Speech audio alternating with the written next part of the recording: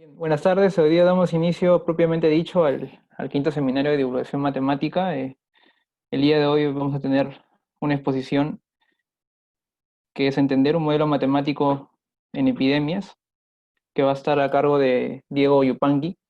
Diego es un miembro actual del grupo del GEM, cursa el noveno ciclo y nos va a contar más o menos cómo aplicar o cómo ver la matemática en todo este contexto del COVID que está actual.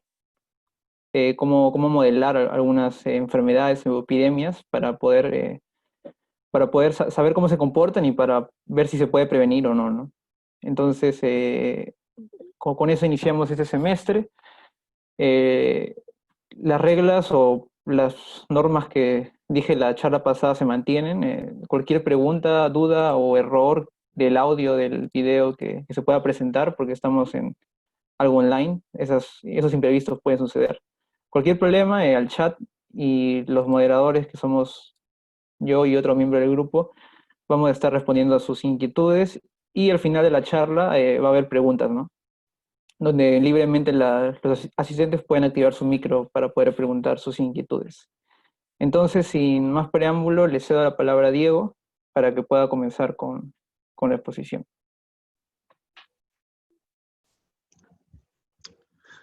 Buenas tardes a todos. Gracias, Juan Daniel. Voy a compartirles mi presentación ahora.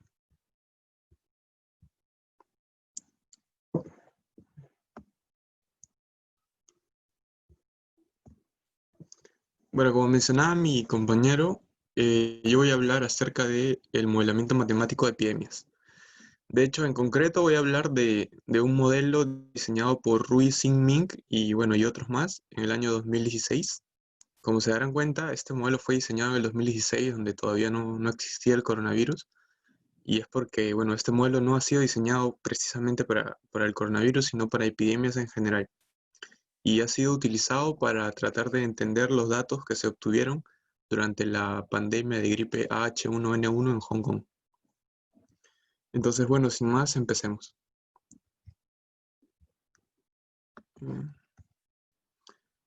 La manera en que voy a llevar la charla va a ser la siguiente. Primero que nada, hablaré de los prerequisitos que necesitamos para entender el modelo de Ming.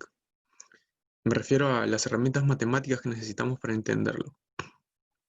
Voy a hablar brevemente de los procesos estocásticos, del proceso de Wiener, del ruido blanco y de las ecuaciones diferenciales estocásticas.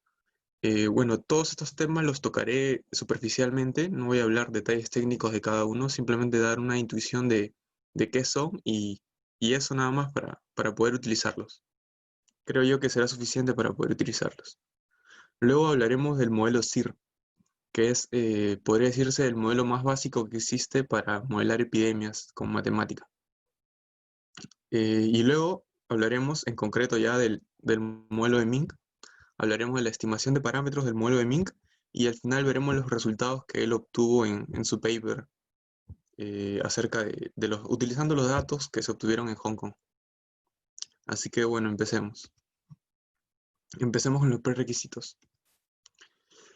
Comenzaremos hablando de los procesos estocásticos. Entonces, ¿qué es un proceso estocástico?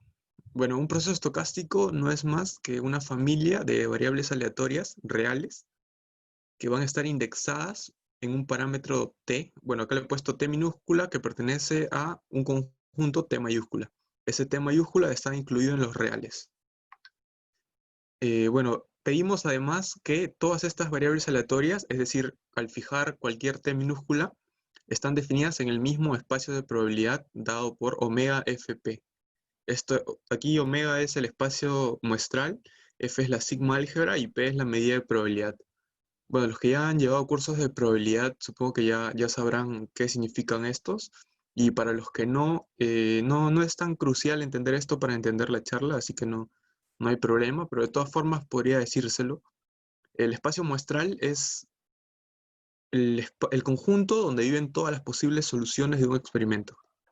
F, la sigma álgebra, podría decirse que es el subconjunto, es un conjunto de subconjuntos de omega, en donde se encuentran todos aquellos subconjuntos de omega sobre los cuales yo puedo medir la probabilidad. Y la medida de probabilidad es la función que me dice qué tan probable o no es un subconjunto de omega. Bueno, si se cumplen estas condiciones, nosotros diremos que la familia X sub t es un proceso estocástico.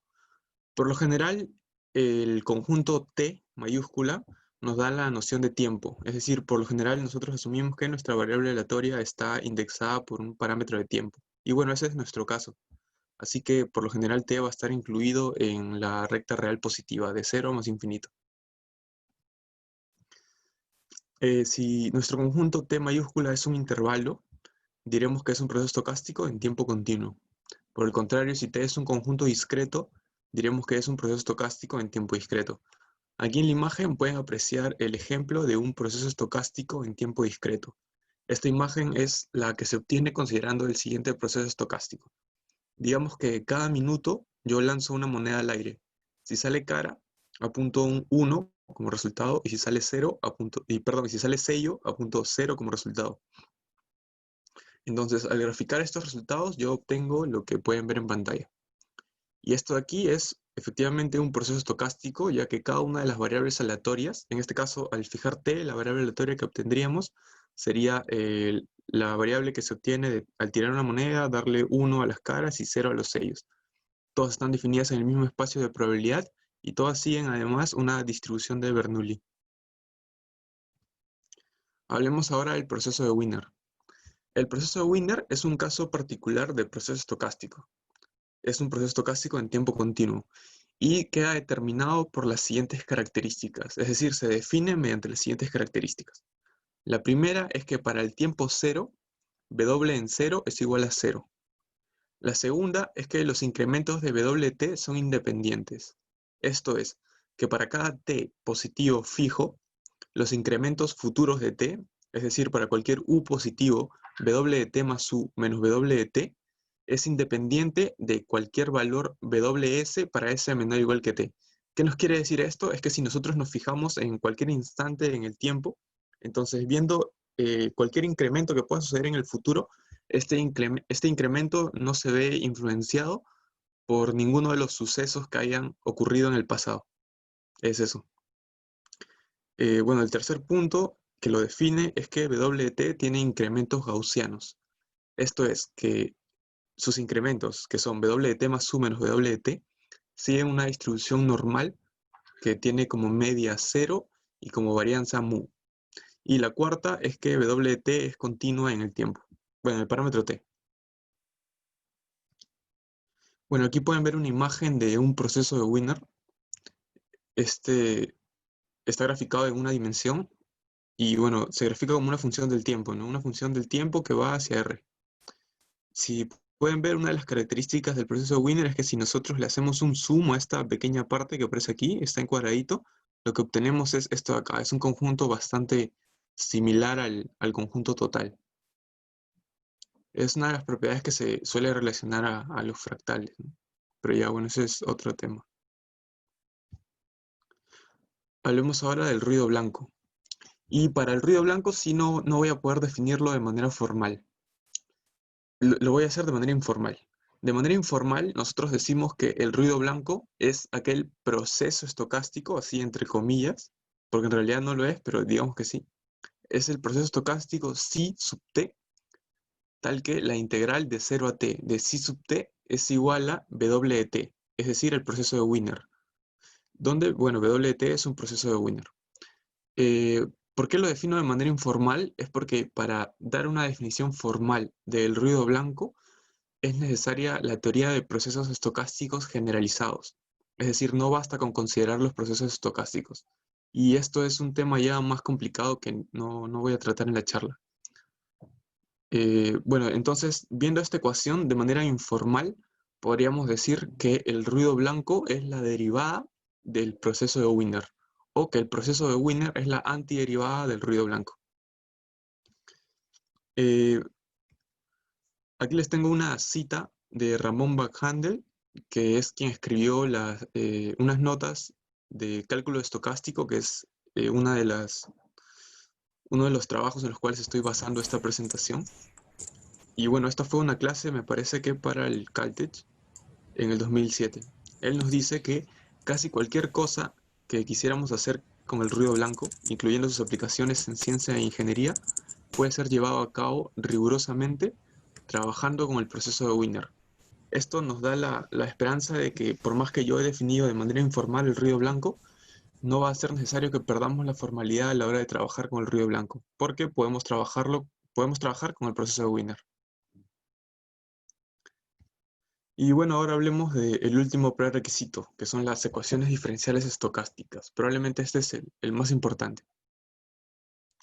En muchas aplicaciones de la matemática, incluyendo el modelamiento matemático de epidemias, surge la necesidad de especificar procesos estocásticos mediante su tasa de variación en función del tiempo, es decir, derivadas.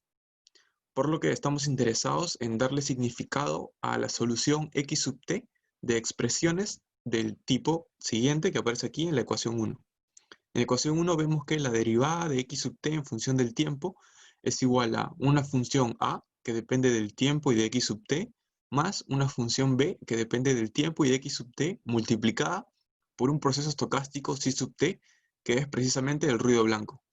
Nosotros vamos a asumir por simplicidad que las funciones a y b son c infinito, o sea, son totalmente suaves.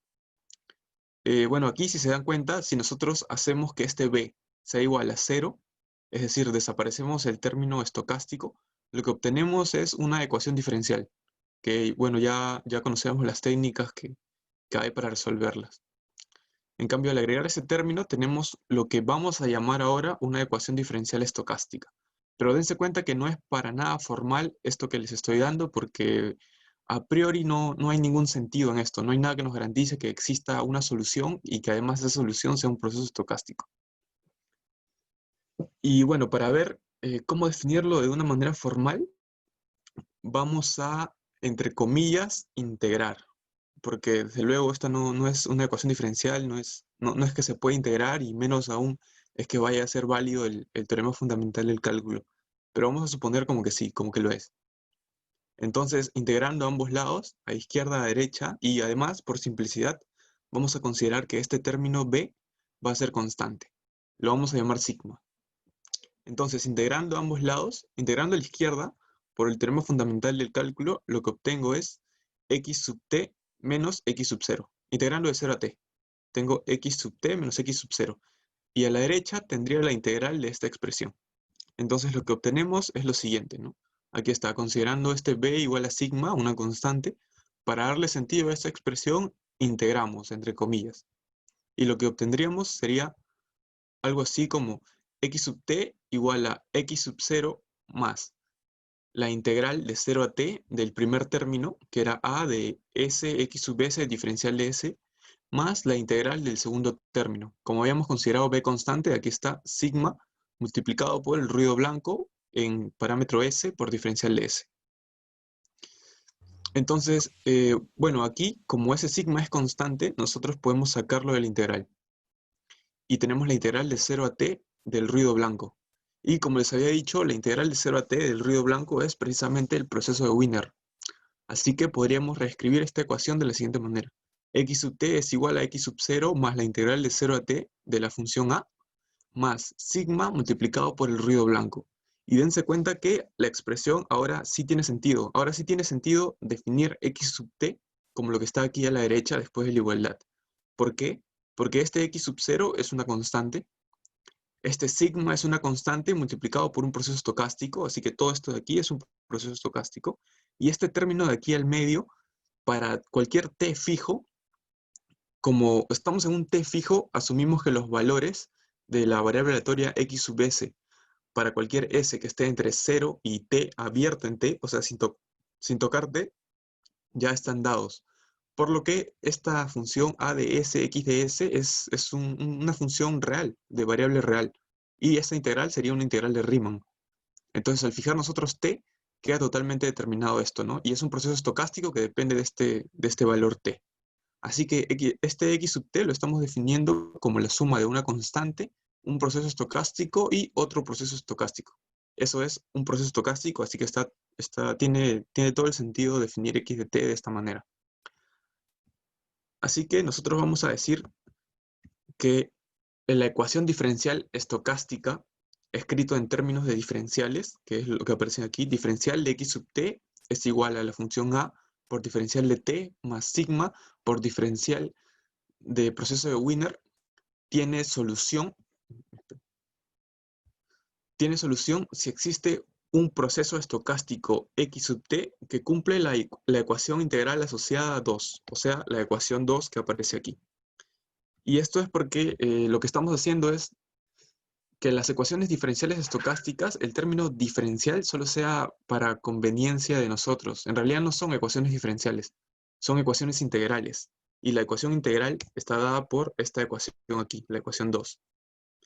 Pero en términos de aplicaciones, a veces conviene pensar en las ecuaciones como diferenciales, ya que esto nos da la noción de tasas de cambio, que son bastante importantes en las aplicaciones.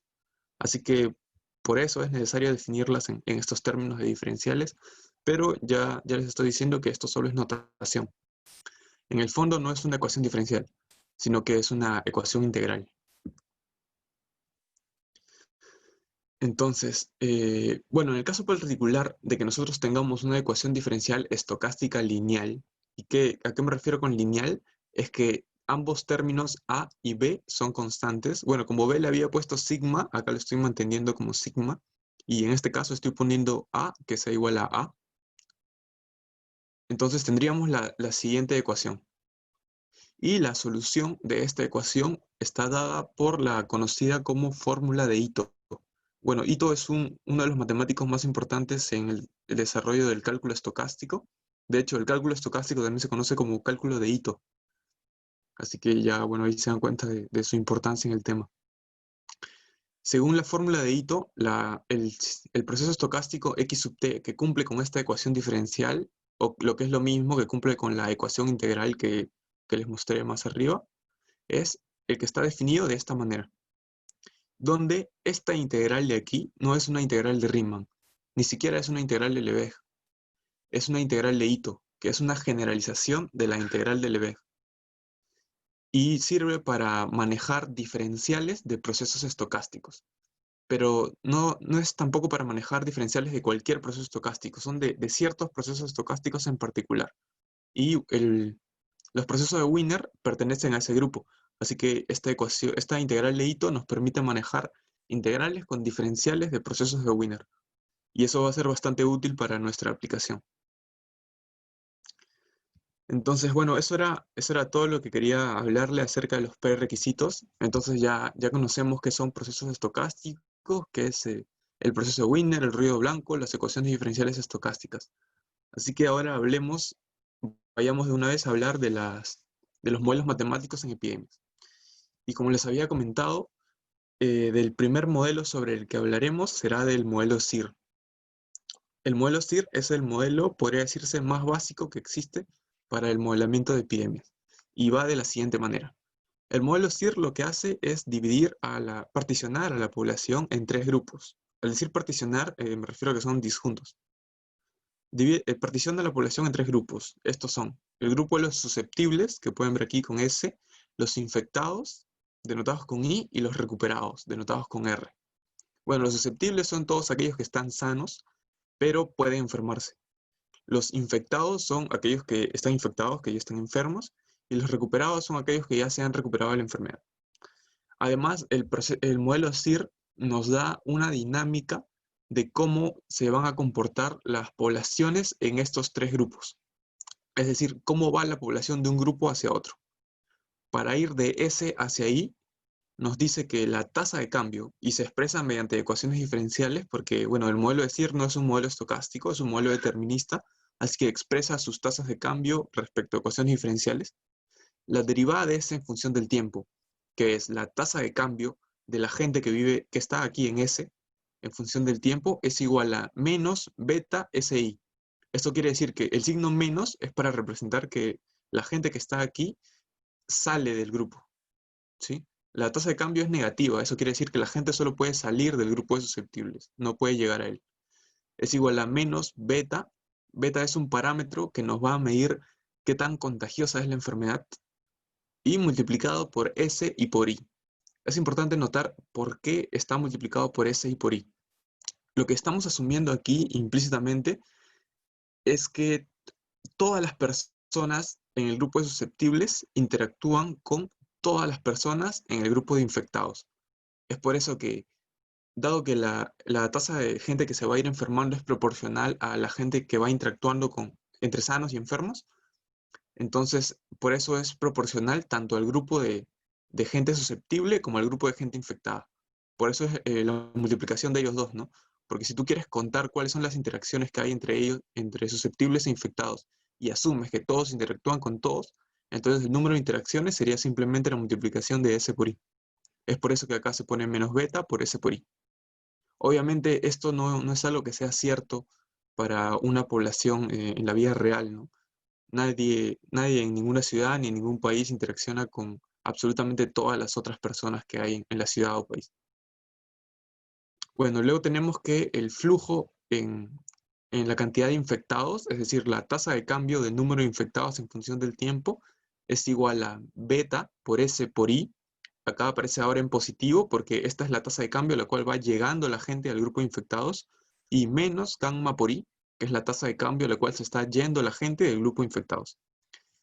Ese gamma es un parámetro que nos dice qué tan rápido se está recuperando la gente de la enfermedad. Y está multiplicado por I, que es el número de gente infectada. Es decir, qué tanta gente se va a ir recuperando depende de qué tanta gente esté infectada y qué tan rápido se recupera la gente que está infectada, ¿no? Bueno, es bastante lógico pedir que sea así. Y luego tenemos el grupo de los recuperados con su tasa de cambio. La tasa de cambio de los recuperados en función del tiempo es igual a gamma sub I. Solo es un término positivo porque el grupo de recuperados solo se puede llegar. Y bueno, está dado por gamma sub I, que es la tasa de cambio a la cual la gente se va recuperando de la enfermedad. Y eso de aquí es el modelo SIR. Ahora, a partir de este modelo SIR, se construyen muchos otros, mediante, por ejemplo, la incorporación de nuevos grupos, como el grupo de fallecidos. Es decir, aquí yo podría considerar un nuevo grupo, ¿no? El grupo de fallecidos, y establecer las dinámicas que aparecen entre estos tres grupos y el grupo de fallecidos. Por ejemplo, aquí los infectados tienen cierta tasa de mortalidad que va a ser distinta a la de los susceptibles, ¿no? Dependiendo de la mortalidad de la enfermedad. Entonces aquí tendría que poner otra dinámica respecto al nuevo grupo de fallecidos. Además, otra manera de construir nuevos modelos es también considerando nuevos flujos entre los grupos ya existentes, como por ejemplo la tasa de nacimientos o la mortalidad de las personas no necesariamente enfermas. ¿A qué me refiero? Por ejemplo, con el mismo ejemplo, ¿no? Si yo agrego aquí un grupo de fallecidos y agrego la interacción de los infectados con los fallecidos, también podría agregar la interacción de los susceptibles con los fallecidos, ya que la gente susceptible, es decir, la gente que no está enferma, también puede morir por diversas razones que no necesariamente tengan que ver con la enfermedad. Asimismo, la gente recuperada también puede morir, y por razones que no necesariamente están relacionadas con la enfermedad, o podría que lo estén por secuelas de la enfermedad o algo así. Además, también podría añadir un nuevo flujo aquí de gente que va llegando a los susceptibles, que esté dado por la tasa de nacimientos que hay en nuestra población total. Entonces, de esa manera se pueden construir nuevos modelos a partir del modelo SIR. Y ese es precisamente el caso del modelo en el que nosotros estamos interesados, el modelo de Ming. Ming construye su modelo a partir del modelo SIR, añadiéndole un término estocástico a las ecuaciones diferenciales. Pero no solo es que simplemente le añade un término estocástico, sino que además el modelo de Ming es lo que se conoce como un modelo de poblaciones heterogéneas. Y vamos a hablar a continuación de qué significa esto, ¿no? El modelo propuesto por Ming y otros en el año 2016 es un modelo que considera poblaciones heterogéneas. Esto es, una población total que consta de subpoblaciones, cada una de las cuales tiene un propio parámetro de contagio y un parámetro que caracteriza la influencia de las demás poblaciones en cuanto a infectados. Aquí pueden ver en mi dibujo que, bueno, las rayas me salieron medio chuecas, pero al menos se nota lo que quiero decir. Nosotros tenemos una población grande y la vamos a dividir en subpoblaciones. Ahí está la población P1, la población P2 y así hasta la población PI, luego hasta la población PN-1 y la población PN. O sea, tengo N poblaciones.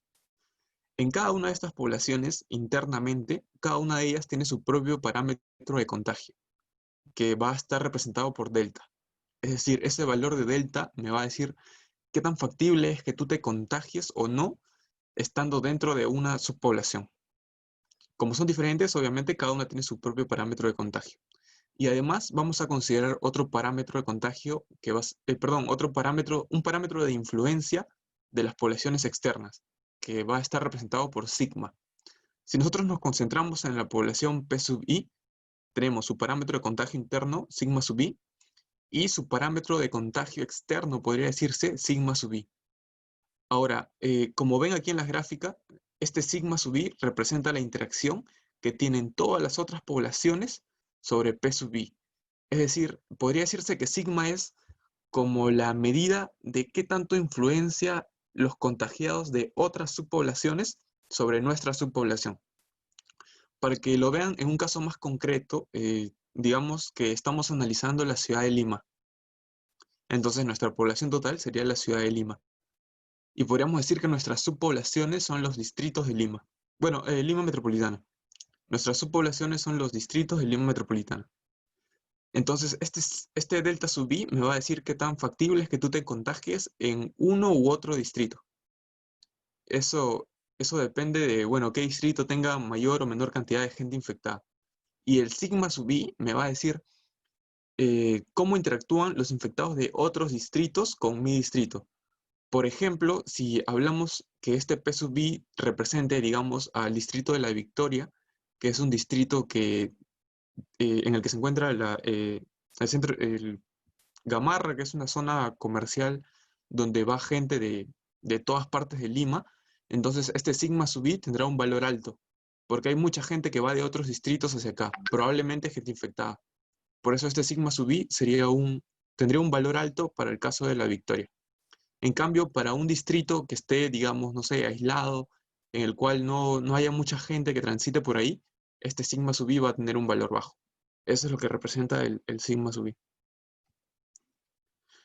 Bueno, nosotros vamos a considerar una población formada por n subpoblaciones, donde P sub i, para i que va de 1 hasta n, es la cantidad de habitantes en cada subpoblación. No, perdón, P sub i es la representación de la subpoblación y H sub i es la representación de la cantidad de habitantes en cada subpoblación. Si consideramos que las personas no pueden salir de las subpoblaciones, entonces en cada subpoblación podemos aplicar el modelo SIR para obtener el número de infectados en función del tiempo I sub i de t mediante la siguiente ecuación. Bueno, la ecuación de aquí no es más que la ecuación del modelo SIR que ya les he mostrado, que es la que está aquí, ¿no? Ven, la ecuación de infectado, la tasa de cambio de los infectados es igual a beta por S por I menos gamma por I. Entonces aquí tengo lo mismo, ¿no? Beta por S por I menos gamma por I. Obviamente aquí todos tienen el subíndice I porque estamos analizando solamente la iésima subpoblación. ¿Y por qué podemos restringirnos solo a la iésima subpoblación? Es porque estamos considerando esto que dice aquí. Las personas no pueden salir de las subpoblaciones. Es decir, las subpoblaciones son aisladas. Entonces, bueno, tenemos la ecuación que está aquí. Y vamos a simplificarla un poco. Para simplificarla, vamos a considerar, además, que la cantidad de infectados en cada subpoblación I sub i sub t es muy pequeña comparada con la cantidad de habitantes de la misma población. O bueno, la cantidad de susceptibles, S sub i de t. Por lo que simplificaremos el modelo asumiendo que S sub i de t es constante. Ahora, dense cuenta que esta simplificación que estoy proponiendo, bueno, y en realidad que propone Mink, no es del todo descabellada. No es para nada descabellada. Si pensamos en la situación actual de coronavirus, ¿cuánto es esta cantidad I sub i de t? Aquí en el Perú hay, me parece, alrededor de 250.000 infectados. ¿Y cuánto es ese sub i de t? Somos más de 30 millones de peruanos. Entonces, por lo general, incluso en una pandemia tan grave como el coronavirus, este valor sigue siendo mucho más grande que este. Así que no es nada descabellado asumir que este valor sea constante. Entonces, si nosotros asumimos que S sub i de t es constante, tenemos ahora la siguiente ecuación, ¿no? Que es la misma que está aquí. Como este es constante, yo puedo factorizar el I sub i de t hacia la derecha y obtengo lo que está aquí. Entonces, el diferencial de I en función del tiempo va a ser igual a esta constante dada por B sub i, S sub i menos gamma sub i multiplicado por I sub i de t. el término beta sub i, este sub i menos gamma sub i, nos dice si el contagio está disminuyendo o aumentando. En el caso en que este término positivo sea mayor que este, el contagio está aumentando. Y en el caso que este sea mayor, el contagio está disminuyendo. Pero recuerden que es esto, o sea, prácticamente lo que se está diciendo es que si la tasa de recuperación es mayor que la tasa a la cual la gente se va enfermando, entonces la enfermedad está desapareciendo. Perdón, la cantidad de infectados está disminuyendo. En cambio, si la gente se contagia más rápido de lo que se recupera, obviamente el número de infectados está creciendo. A este término nosotros le vamos a poner un nombre, y ese nombre va a ser delta sub i, que era precisamente lo que les había comentado aquí, que era el parámetro de qué tan factible era infectarme dentro de cada población. Y tiene sentido ponerle delta sub i a este valor, ¿no? Por lo que les estoy comentando, que es la interpretación de este término. Entonces vamos a definir delta sub i como beta sub i por S sub i menos gamma sub i. Ahora, además de este término, nosotros le vamos a añadir una tasa de crecimiento constante a la epidemia, que va a estar representada por la constante alfa, que cuando esta alfa es positiva puede interpretarse como la tasa a la cual están apareciendo rebrotes de la epidemia. Y cuando es negativa se puede interpretar como la tasa a la cual está desapareciendo la enfermedad de manera natural. Al añadir alfa, obtenemos la siguiente ecuación diferencial. Dense cuenta que hasta ahora solo tenemos una ecuación diferencial determinista, o sea, una ecuación diferencial. No es una ecuación diferencial estocástica. Así que Ming aquí añadió un término más que, bueno, es el término estocástico. El modelo de Ming incorpora un término estocástico a la ecuación diferencial. La intención es la de tener un término que modele la influencia de las otras subpoblaciones, por lo que el término será sigma sub i multiplicado por psi sub i en t. Este psi sub i es este ruido blanco y este sigma sub i es el parámetro que les había comentado, el parámetro de influencia externa. Es decir, el parámetro sobre cómo influencian las demás poblaciones sobre la iésima población. Entonces, añadiendo este término a la ecuación diferencial, ahora sí tenemos una ecuación diferencial estocástica que va a quedar de la siguiente manera. Y esta es la ecuación que va a regir nuestro modelo. Ahora, aquí quisiera hacer un pequeño paréntesis para hacer notar algo. Nosotros estamos asumiendo que la población, bueno, aquí no está. Estamos considerando que las personas no pueden salir de las subpoblaciones. Es decir, que las subpoblaciones son aisladas. Pero, si se dan cuenta, estamos considerando un parámetro de influencia externa de las subpoblaciones. O sea, eso pareciese a primera vista contradictorio, porque si las personas no pueden salir de las subpoblaciones, ¿cómo es posible que los infectados de una subpoblación influencien a los infectados de otras subpoblaciones? Y eso es porque el modelo no es un fiel reflejo de lo que sucede en la vida real. Eso es porque aquí, en nuestro modelo, a diferencia que en la vida real, para que dos personas se contagien, no es necesario que interactúen entre ellas, no es necesario que estén juntas. Existe una especie de contagio a distancia, que obviamente no refleja la realidad, en el sentido de que la gente no se contagia a distancia, pero refleja el hecho de que las personas van a ir de un lugar a otro, sin tener que modificar nosotros matemáticamente el hecho de que las subpoblaciones sean aisladas. O sea, el modelo nos permite tergiversar un poco la realidad sin alejarse de esta para lograr dos beneficios. El primero, capturar en esencia con este sigma sub i el hecho de que en realidad la gente sí va de una subpoblación a otra, por más que el modelo diga que la gente no sale. Y el segundo es que nos permite hacer esta consideración de que ese sub i en t es constante. ¿Y para qué nos sirve el hecho de que ese sub i en t sea constante? Porque al hacer ese sub i constante, todo esto de aquí se vuelve una constante. Si ustedes se dan cuenta, aquí en el modelo SIR tenemos un sistema de ecuaciones diferenciales. Y esta ecuación diferencial incluye la solución de esta ecuación diferencial. Por lo tanto, en el modelo de Ming, lo que deberíamos tener, si no consideráramos ese constante, sería un sistema de ecuaciones diferenciales estocásticas, que sería más complicado de resolver. Al hacer ese constante, nos restringimos solo a esta ecuación, y bastará resolver esta ecuación para obtener la curva de infectados. esa es la ventaja que ofrece el modelo, ¿no? Que tergiversamos un poco la realidad, pero sin alejarnos de los detalles de la realidad que nos importan. Y al mismo tiempo ganamos simpleza matemática. Entonces, bueno, nos quedamos aquí. Como les comentaba, esta es la ecuación diferencial estocástica que va a regir el modelo. Y solucionar esta ecuación diferencial estocástica nos va a dar el proceso estocástico que define la forma en la cual los infectados van a ir evolucionando a través del tiempo. Bueno, siguiendo la notación que se introdujo al inicio, nosotros tenemos en términos de diferenciales que esa ecuación se puede escribir como diferencial de I sub i en t igual a este término de aquí, alfa más delta sub i sub i, diferencial de t más sigma sub i, diferencial de proceso de Wiener. Y este caso es similar al caso lineal. Así que su solución está, bueno, así que en realidad su solución está dada por la fórmula de Ito. Al aplicar la fórmula de Ito a esta ecuación diferencial aquí en 4, lo que obtengo es la solución que aparece aquí en la ecuación 5. Este es precisamente el proceso estocástico que me interesa, ¿no? Y bueno, como se dan cuenta, no es que tenga una forma muy simple. Entonces, pareciese que ya está todo solucionado. Yo tengo este proceso estocástico que me define cómo se va a ir comportando la curva de infectados. Además, yo puedo calcular el valor esperado y la varianza de cada una de las variables aleatorias que se obtienen al fijar el valor de t. Entonces, dense cuenta que si yo fijo el valor de t, este término de aquí es constante. Este término de aquí es constante.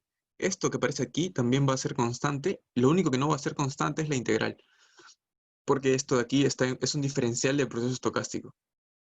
Bueno, esto de aquí, dense cuenta que es un proceso estocástico y esta es una integral de Ito. Entonces, al calcular el valor esperado y la varianza, obtengo las siguientes expresiones.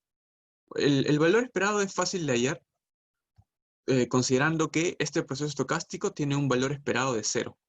Entonces, dado la linealidad del valor esperado, tengo que hacer el valor esperado de esto, más el valor esperado de esto, más el valor esperado de esto, que como les digo es igual a 0. Así que me queda el valor esperado de esto más esto. Pero como son constantes, el valor esperado es igual a ellos mismos. Por eso estos dos primeros términos, la suma de esos dos primeros términos es el valor esperado de mi proceso estocástico. Y bueno, la varianza, como estos dos son constantes, su varianza es igual a 0 y solo me queda la varianza de este término, que se puede calcular es igual a lo que aparece aquí en la ecuación 7. Entonces con esto ya podría decirse que tengo solucionado el problema.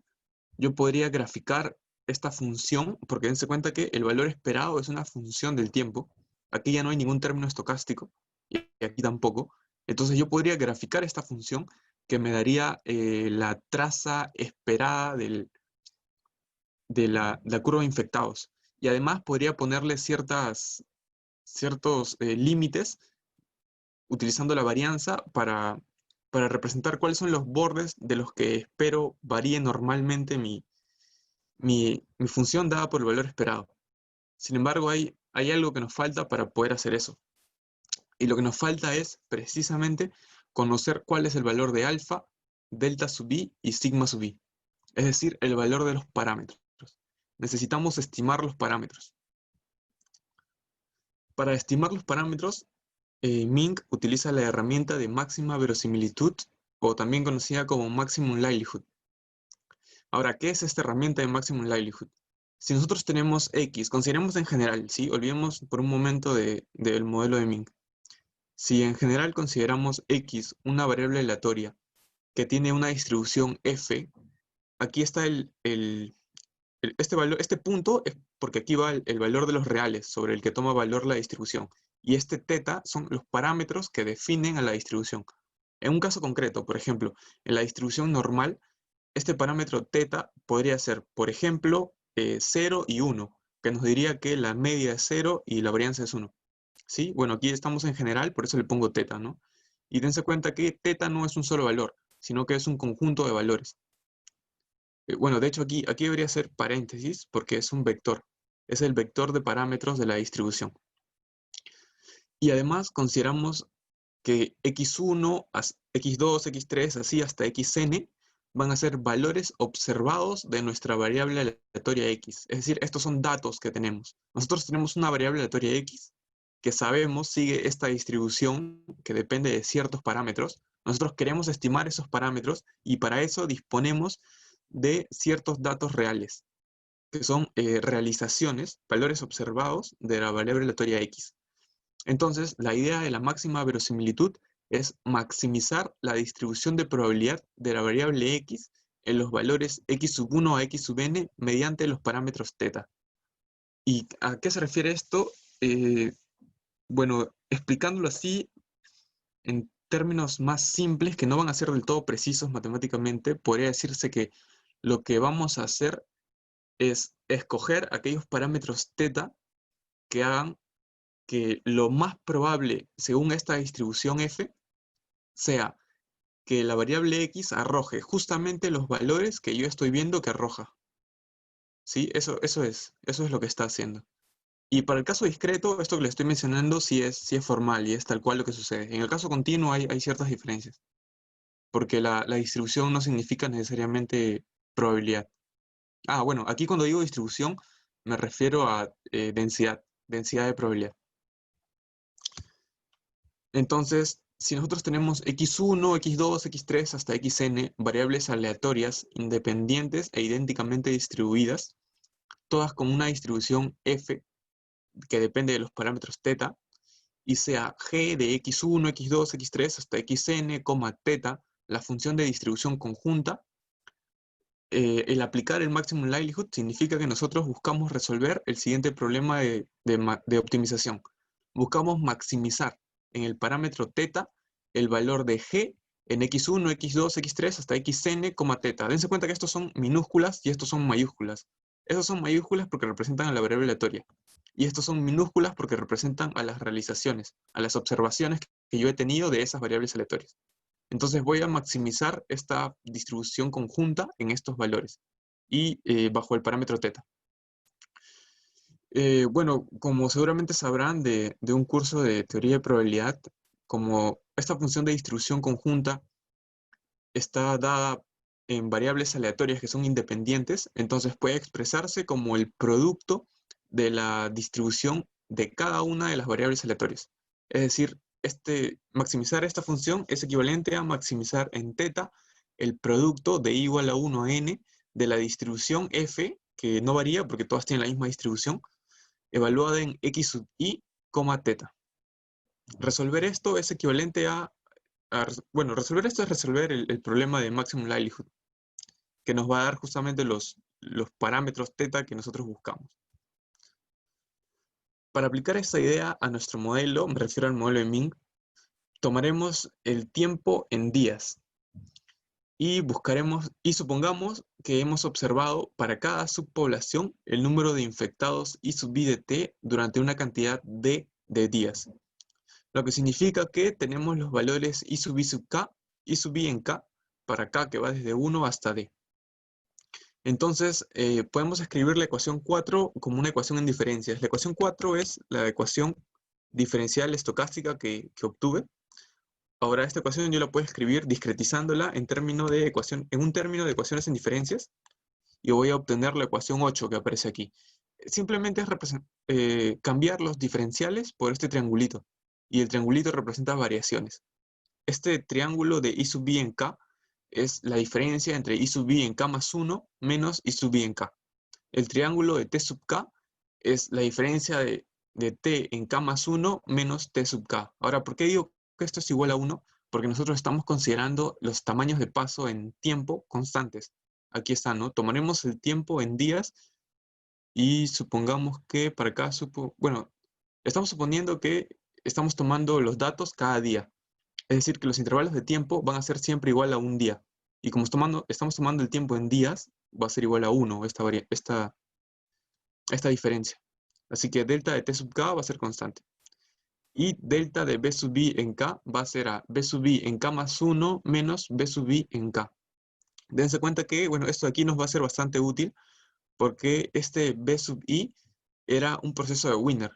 Y habíamos dicho que la manera de definirlo, por definición, los incrementos de los procesos de Wiener siguen una distribución normal, que está centrada en 0, o sea, que tiene media 0 y que tiene varianza igual al incremento.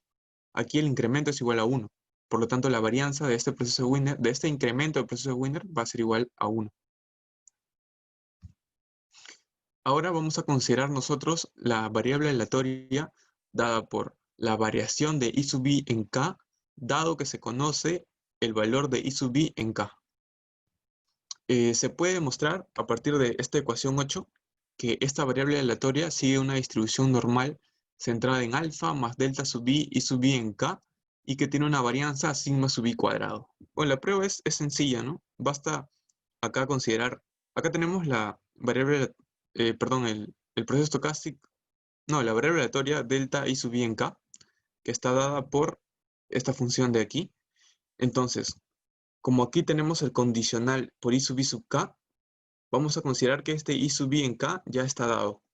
Como consideramos que ese valor está dado, esto de aquí sería una constante. Entonces, el valor esperado, como este tiene un valor esperado igual a 0, por lo que les había mencionado acá, el valor esperado quedaría igual a este término de aquí. Y como el triángulo de t es igual a 1, el valor esperado sería todo este término de aquí, que está acá, ¿no? Que es el valor esperado. Y su varianza es sigma sub i cuadrado, porque si le tomamos varianza, bueno, todo esto de acá se va a 0 y me queda la varianza de esto de acá. Como les había dicho, esto de acá, el triángulo de b sub i tiene varianza igual a 1. Y este sigma sub i queda dentro de la varianza. Se sabe que cuando tengo una constante dentro de la varianza, sale de la varianza elevado al cuadrado. Así que tengo sigma sub i al cuadrado por la varianza de esto, que sería sigma sub i al cuadrado por 1. O sea, la varianza de esa variable aleatoria condicional es igual a sigma sub i al cuadrado. Ahora, ¿por qué digo que tiene una distribución normal? Porque este delta de b sub i, como les había mencionado, tiene una distribución normal. Si lo multiplico por una constante, sigue teniendo una distribución normal. Y si le sumo una constante, sigue teniendo una distribución normal.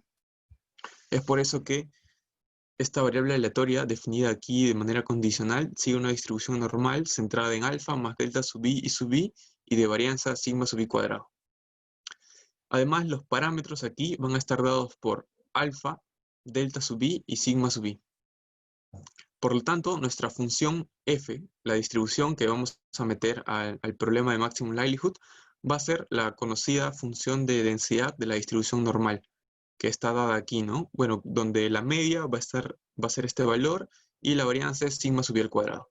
Sí, esta ecuación es bastante conocida, ¿no? Es la de la distribución gaussiana. Por lo tanto, nosotros buscamos resolver el problema de maximum likelihood, que será el siguiente. Como les había dicho, maximizar θ sub i desde k igual a 1 hasta d menos 1 de f en delta I sub i en k, θ sub i. ¿Sí? Aquí están los parámetros θ sub i. Y bueno, reemplazando simplemente este valor f que aparece aquí, lo que obtenemos es que nuestro problema de maximum likelihood es equivalente a resolver este problema de maximización.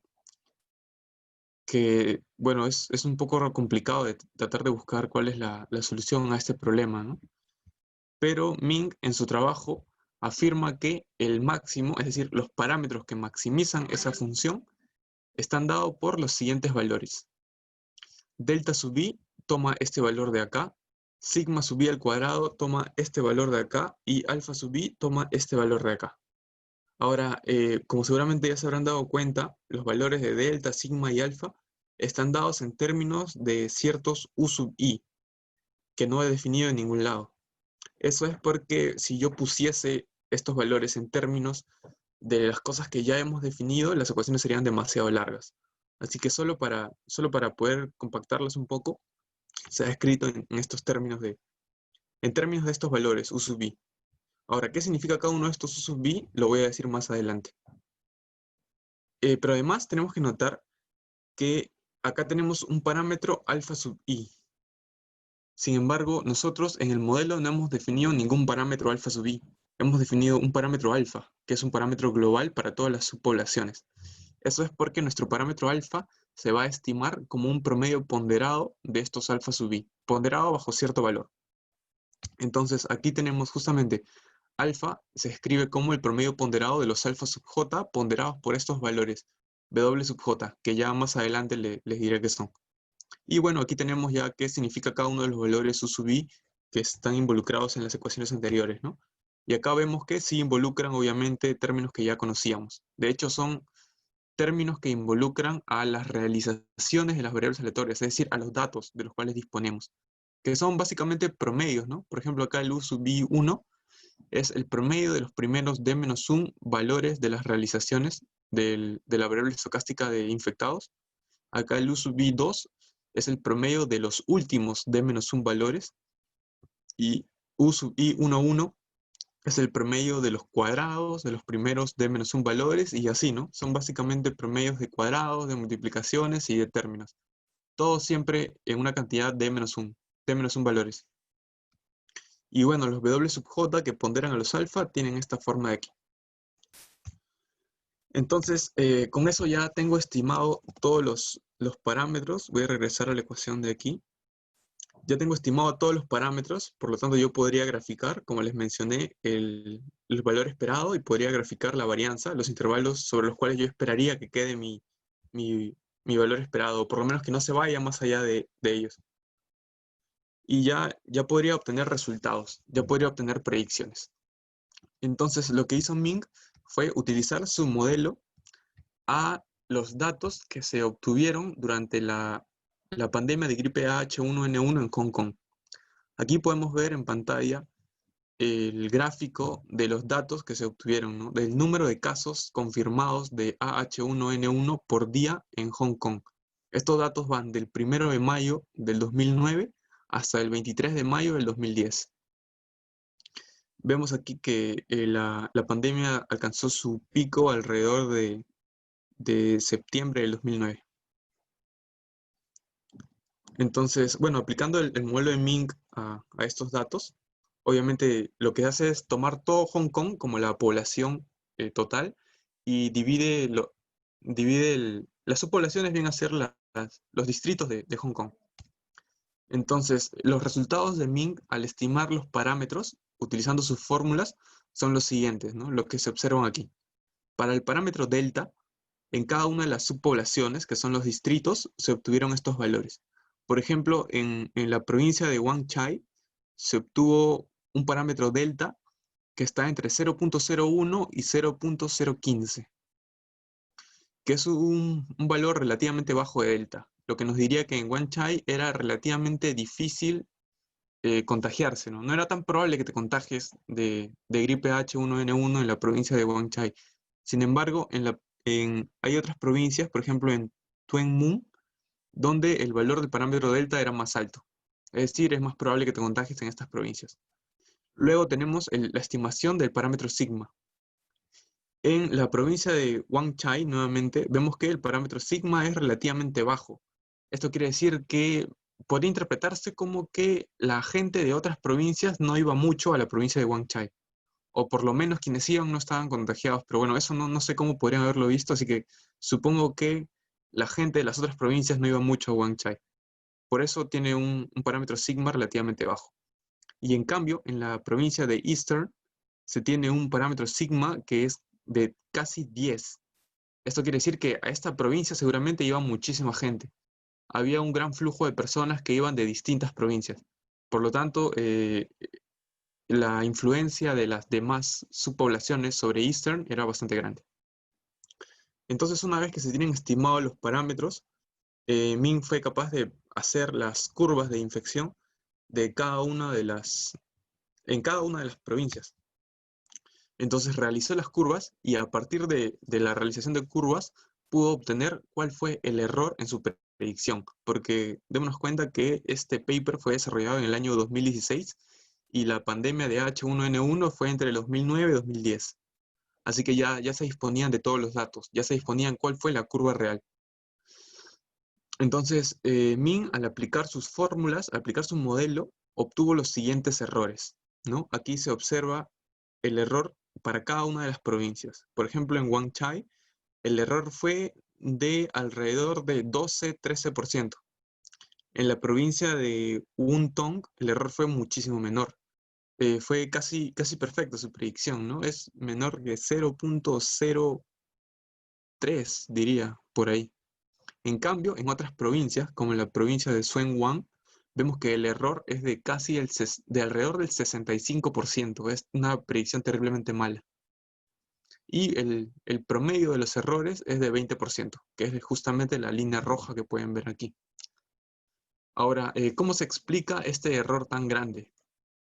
Bueno, para explicar eso, lo que hace Ming es graficar la curva de los datos reales de 3 provincias en particular. La provincia de Wang Chai, que aparece en azul, la provincia de Zhejiang, que aparece en verde, y la provincia de Islands, que aparece en rojo. Démonos cuenta de cuáles son los errores para estas provincias, ¿no? La provincia de Wang Chai, que aparece en azul, tiene este error que les había mencionado, era de alrededor 0.12, 0.13. La provincia de Zhejiang, que está en verde, es la que tiene el mayor error, de casi el 65, de alrededor del 65%. Y la provincia de Islands tiene un error de menos del 10%, diría que 7, 8% de error. Entonces estamos comparando Wang Chai y Islands, que son provincias en las cuales los errores que se obtuvieron son relativamente bajos, con la provincia de Zhejiang, donde se obtuvo un error terriblemente grande. Entonces Min explica el error de su modelo analizando estos gráficos que están aquí. Démonos cuenta que la epidemia va creciendo en las 3 y también van creciendo las oscilaciones, ¿no?, que aparecen en cada una de estas. Si nos fijamos primero en Wang Chai, es decir, en la línea azul, vemos acá que las oscilaciones son pequeñas, luego conforme va pasando el tiempo va creciendo el número de infectados y las oscilaciones también van creciendo, se hacen cada vez mayores, acá son más grandes las oscilaciones, más grandes, pero van creciendo a una tasa constante, podría decirse, o por lo menos podría observarse y aproximarse a una tasa constante. De la misma manera sucede en Islands. Al comienzo es muy baja, de hecho es totalmente cero hasta el día 10, en donde recién empiezan a subir los infectados, luego disminuyen y empiezan a haber oscilaciones pequeñas, las oscilaciones van un poco creciendo a medida que también va creciendo la curva de infectados. Aquí vemos oscilaciones un poco más grandes, acá oscilaciones más grandes y van creciendo de forma constante las oscilaciones. En cambio, en la provincia de Zhejiang, que es donde se obtuvo el error de alrededor del 65%, vemos que inicialmente se comporta tal y como se comporta en las otras provincias. Son oscilaciones pequeñas, luego van creciendo un poco, van creciendo de forma constante y un poco después del día 35 aparece esta gran oscilación. Entonces, lo que dice Ming es que su modelo predijo mal la curva de infectados en la provincia de Zhejiang debido a esta gran oscilación. Esta gran oscilación produjo que la solución del maximum likelihood no nos dé los parámetros que deberían, por esta anomalía en los datos. Y bueno, esa es la manera en la que él explica por qué su modelo no funcionó como debería en esa provincia, ¿no? Pero vemos que si en general tuvo un error menor al 20%, así que tampoco se podría decir que es un mal modelo, ¿no? Y bueno, esto acá es todo lo que les quería comentar en la charla. Espero que les haya gustado y hayan podido entender un poco mejor cómo se trabaja en modelar epidemias. Así que bueno, eso es todo. Aquí les dejo las referencias por si quieren buscarlas, el paper de Ming y las notas de Van Handel de cálculo estocástico. Y bueno, eso es todo. Muchas gracias por escuchar. Gracias, Diego, por la exposición. Como dije al inicio, al final de la exposición, vamos a tener algunas preguntas del público asistente. Así que en este caso, no sé si alguien quisiera preguntar algo referente a la exposición que ha hecho Diego. Pueden activar su micro, no hay problema.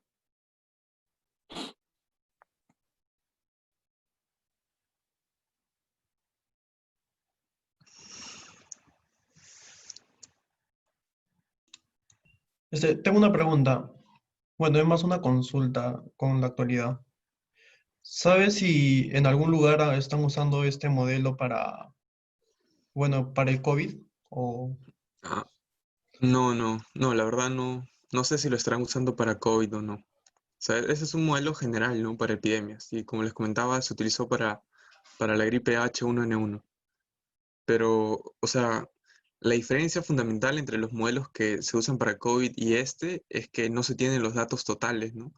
Acá, como el modelo se realizó en el 2016, ya se tenían los datos totales para la estimación de la curva de infectados. En cambio, para el caso del COVID, estamos ahorita en plena pandemia. Entonces, las predicciones siempre son mucho más complicadas que hacer este tipo de trabajos. Y seguramente los modelos que se utilicen para el COVID son más complicados que este, ¿no? Tienen herramientas más sofisticadas, dado que necesitan predicciones exactas para poder tomar decisiones.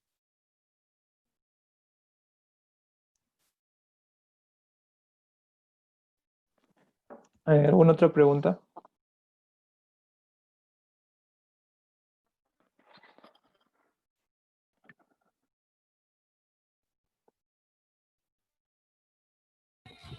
Yo tengo una pregunta, Diego, eh, acerca del tema. Has presentado un modelo epidemiológico utilizando herramienta estocástica, ¿no? Probabilista. Ujú. Eh, y bueno, también se ha abarcado bueno, inicialmente se abarcó este problema de manera determinista, ¿no? ¿Piensas que es mejor hacer este trato de manera aleatoria? O no sé si has revisado algún trabajo netamente no determinista con el cual puedes comparar algunas ventajas que tiene ese trabajo. Eh, bueno, en realidad no conozco trabajos deterministas que sean así, digamos, de punta, ¿no? O sea, me refiero a que hayan sido desarrollados recientemente. Porque básicamente los modelos deterministas están basados en ecuaciones diferenciales, como el modelo SIR que mostré. Y por lo general las soluciones que dan no son tan exactas como las que dan los modelos no deterministas que usan herramientas estocásticas. Y de hecho, también hay que notar que en el caso no determinista, es decir, en el caso estocástico, si nosotros tomamos simplemente el valor esperado, entonces ya estamos en una, en un contexto determinista, ¿no? Al menos como yo lo veo, me parece que los modelos estocásticos son más prometedores que los modelos deterministas. Es mi apreciación, ¿no? No sé, quizá pueda estar equivocado, no lo sé.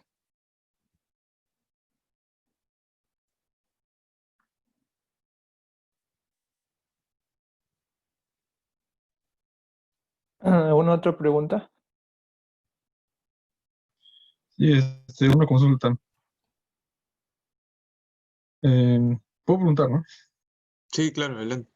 Mira, sabes, en lo que tengo una duda. Lo que pasa es que quizás no he entendido, no he comprendido muy bien, pero em, me parece que si tú consideras cuando tu población es mucho más grande, da la idea de que eso implica una mayor interacción entre de los individuos de esa población.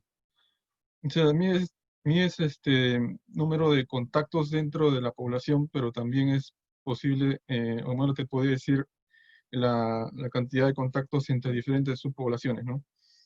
En que una población sea mayor, ¿te implica que dentro de esa población hay más interacción? ¿O eso te mide el Sí, modelo? sí, eso va a ser el modelo. O sea, que una subpoblación sea mayor significa que dentro de esa subpoblación hay mayor interacción. Es justamente por la ecuación que está aquí. Si nos fijamos en la subpoblación I, como bueno, voy al caso que ya lo hice constante. ¿Dónde está? Bueno, tiene que aparecer ese para poder verlo. Ya, digamos esto de aquí, ¿no? Este es solo un término de la ecuación diferencial final, pero va a servir para responder la pregunta. Entonces, si este S sub i es mayor de que un S sub j, este término va a tener mayor esta parte de acá, ¿no? Y bueno, a menos que se compense con el hecho de que sea más difícil recuperarse, eh, suponiendo que comparamos dos poblaciones, ¿no? La subpoblación, perdón, la subpoblación I y la subpoblación J, en las cuales tanto gamma sub I como gamma sub J tienen el mismo valor, o sea que la gente se recupera con la misma tasa en una u otra subpoblación. Al decir que S sub I es mayor que S sub J, estoy diciendo que es más fácil contagiarse aquí. Y es justamente por esa asunción del modelo SIR, ¿no? Lo que tú mencionabas, que hay, como estamos considerando las interacciones de todos con todos, al que haya una mayor cantidad de gente sana, va a haber una mayor cantidad de interacciones con gente enferma. Eso significa que va a ser más probable que se contagien y va a crecer a una mayor velocidad este valor, ¿no? de los infectados en esa subpoblación.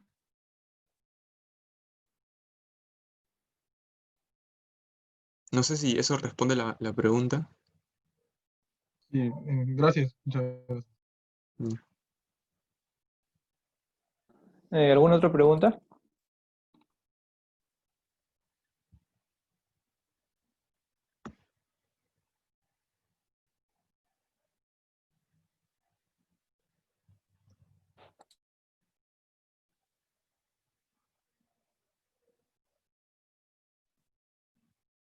Bien, Disculpa, entonces, disculpa, sí, tengo una sí, consulta adelante. más. Este, Sí. ¿cuál es qué está implícito detrás de asumir el proceso estocástico Wiener? ¿Sirve para hacer algo, o sea, para tener algo esperado respecto a hacer predicción? ¿Te ¿O por refieres qué se aquí? empleó Wiener? Ajá. En realidad lo que asumo es que es un ruido blanco. O sea, lo que pasa es que el proceso, bueno, claro, tienes razón, ¿no? Porque al final se trabaja con el diferencial del proceso de Wiener. Esta asunción es porque el proceso de Wiener es la generalización en tiempo continuo de lo que se conoce en tiempo discreto como la caminata aleatoria. La caminata aleatoria es, por ejemplo, tú te paras en un lugar, en una línea, tiras una moneda al aire, si sale cara, das un paso a la derecha, si sale sello, das un paso a la izquierda. Luego vuelves a tirar la moneda y así, ¿no? Y vas realizando una caminata. Por eso se llama caminata aleatoria. Esa manera es en la que se supone que suceden los sucesos en la naturaleza sobre los cuales no se tiene mucha información. Podría decirse que es como que el proceso aleatorio por defecto. Obviamente no va a suceder de esta manera en la vida real, pero para saber cómo sucede habría que tener un tratamiento más sofisticado, ¿no? Y otro beneficio de usar el proceso de Wiener es, como mencioné, que la integral de Ito nos permite manejar diferenciales de procesos de Wiener, pero no nos permite manejar diferenciales de cualquier proceso estocástico. Tiene que ser de cierto grupo en particular de los procesos estocásticos, a los cuales pertenece el proceso de Wiener. Así que en principio, si yo examinase cómo es que en realidad se producen estas interacciones y obtuviese cierto proceso estocástico, nada me garantiza que al tomarle la integral a ese proceso estocástico, la integral de Ito, voy a obtener algo que tenga sentido. Podría ser que yo termine con algo que no sea integrable según Ito, y entonces necesitaría todavía una integral más sofisticada, lo que complicaría todavía más el modelo desde el punto de vista teórico. Esa es la ventaja de tomar el proceso de Wiener. Muchas gracias. Ya, no.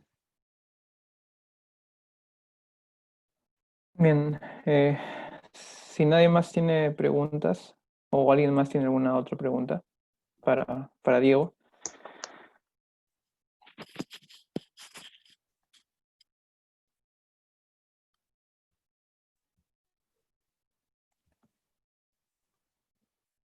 Bien, creo que ya no hay más preguntas. Entonces, bueno, antes de terminar la exposición, solamente quería decir que, bueno, esto va a estar grabado en YouTube, por si alguien de aquí o quizás las personas que no han podido venir quieren verlos, no va a haber problema. El video pasado quizás no todos lo podían ver de frente porque estuvo no listado por pedido de los expositores, pero en este caso este video sí va a estar listado, así que lo van a poder ver sin ningún problema. La otra semana también va a haber exposición, ya se colgó el cronograma y el expositor que va a exponer es Jesús Ramos, que si no me equivoco creo que está aquí, pero tendría que verificar la lista, pero él no va a hablar sobre grupos y representaciones la otra semana, así que también los invito a que puedan ir, ¿no? Y bueno, eso sería todo por esta semana. Espero que hayan podido entender la exposición y poder sacar algo nuevo, ¿no? Y algo interesante que nos ha hablado Diego. Así que por mi parte y por la parte del grupo ya nos vemos hasta el otro jueves. Jueves, no, exactamente no sé la fecha ahorita, pero bueno. Entonces eso sería todo. Muchas gracias por asistir y nos estamos viendo pronto. Hasta luego. Nos vemos.